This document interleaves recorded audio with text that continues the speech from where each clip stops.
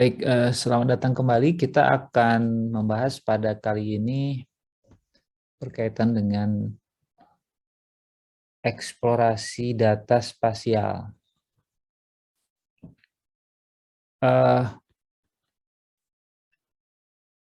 Dalam sesi ini diharapkan nanti kita dapat mempelajari bagaimana karakteristik dari data spasial, juga mempelajari bagaimana kita melakukan apa yang disebut dengan exploratory spatial data analysis. Nanti ini ada kaitan dengan auto correlation, di mana kita akan belajar menggunakan berbagai tes seperti Morans AI dan LISA.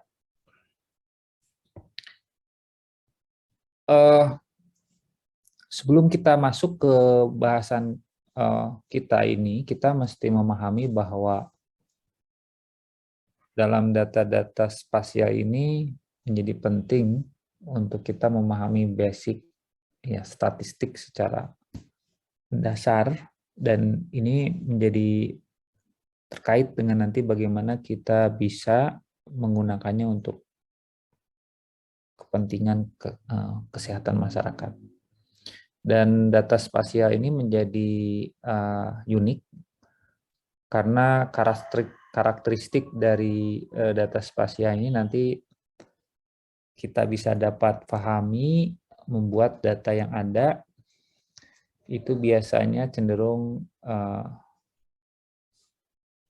menjadi heteroskedasticity ya.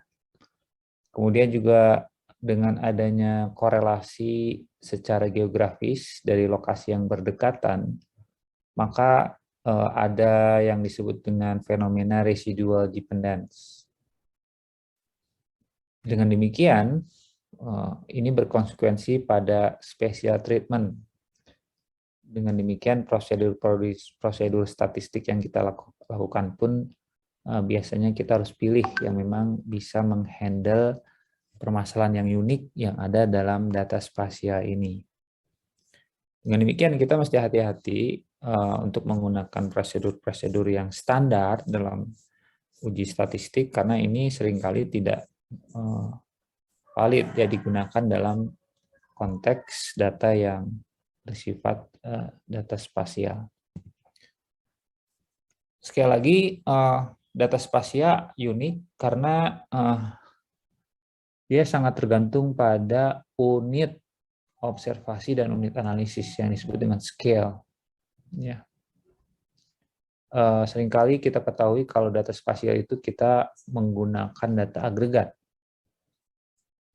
di mana di sana ada isu-isu ecological fallacy, karena correlation-nya juga tidak dilakukan ya dalam level individu, tapi level daerah atau agregat. Demikian juga dengan persoalan unit analisis. Apakah kita menggunakan area provinsi, kalau itu se-Indonesia ya, atau kabupaten kota, atau kecamatan, atau kelurahan, atau bahkan yang lebih kecil lagi yakni RW ya, atau kampung. Dan ini menjadi isu yang disebut dengan modifiable area unit problem. Sehingga sampel size dari analisis data kita itu biasanya tergantung pada pemilihan level agregasinya atau tingkat resolusinya atau scale-nya. Mau menggunakan tingkat yang mana.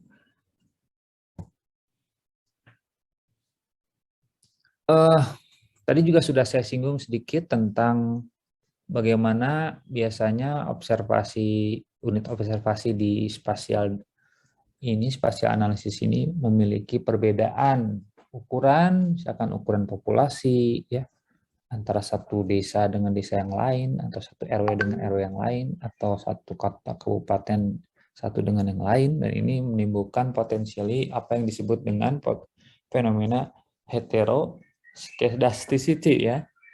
Ini perlu kita nanti pahami konsekuensinya. Sebagai contoh saja, kalau kita lihat di Bandung, ya Bandung Barat, ya dengan Cimahi itu jauh berbeda ya. Ini data beberapa tahun yang lalu memang.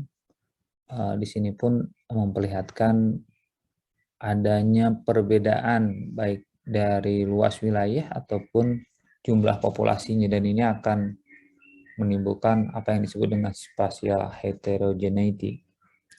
Dan ini dapat kemudian berlanjut fenomenanya menjadi fenomena heteroskedasticity dari data yang kita miliki.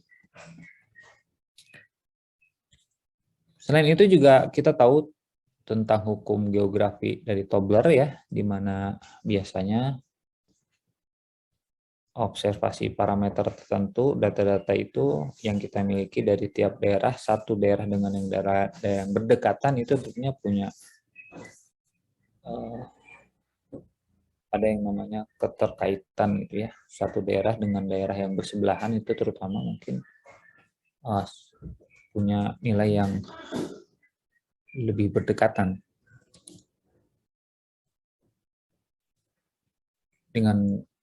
Dengan prinsip ya Tobler, hukum geografinya Tobler itu menunjukkan bahwasannya secara umum satu daerah yang dekat tentunya akan berhubungan ya lebih kuat, lebih erat dibanding dengan yang jauh.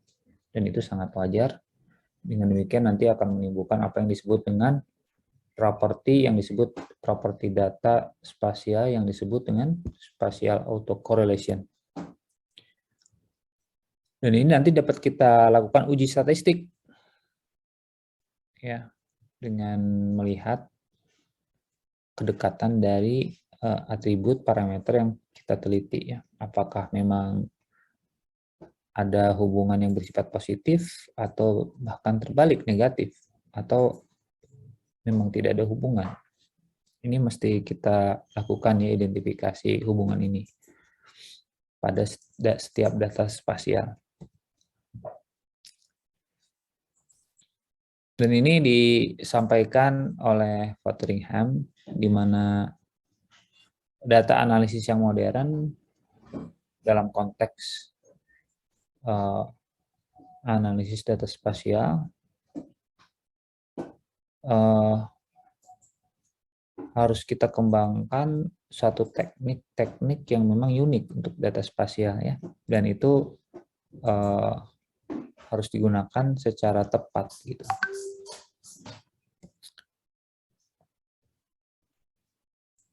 Nah, ini akan menjadi bagian dalam kita melakukan pemahaman tadi ya, untuk melakukan exploratory data analysis data spasial, di mana kita dapat melakukan 3 hal setidaknya. Pertama adalah kita melihat pola, yang kedua nanti kita bisa menguji hipotesis dengan formulasi hipotesis tertentu, dan juga sekaligus melakukan assessment atas model yang akan kita kembangkan. Kita bisa menggunakan berbagai teknik ya, pertama dengan visualisasi seperti box plot, histogram, juga dengan tabel dan statistik atau uji statistiknya. Dan ini sebenarnya bagian dari metode analisis yang bersifat deskriptif ya.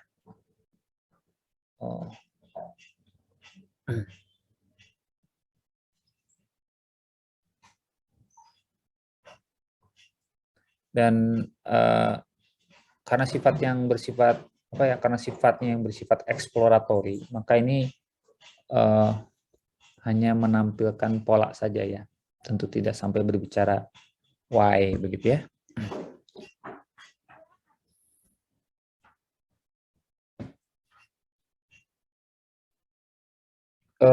Ada beberapa teknik yang kita cobakan pelajari, yaitu mapping dan visualisasi ya. Kemudian nanti juga kita akan mempelajari apa yang disebut rate smoothing. Kemudian kita akan juga mempelajari indeks spatial autocorrelation dan bagaimana analisis dari pola titik atau yang disebut dengan point pattern analysis.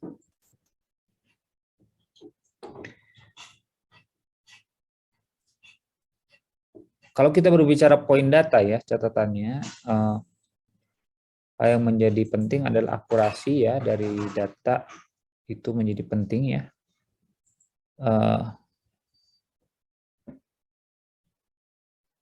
Kemudian kalau kita berbicara data yang sifatnya area, kita juga harus melihat apakah area yang digunakan itu punya unit yang reguler atau irregular. Di data spasial juga kita akan nanti mengenal apa yang disebut dengan atribut dengan apa yang disebut dengan spasial data. Oke, itu sebagai pendahuluan dari sesi ini, dan kita nanti akan lanjut pada sesi berikutnya yang lebih fokus pada mapping, visualization, and rate smoothing. Terima kasih.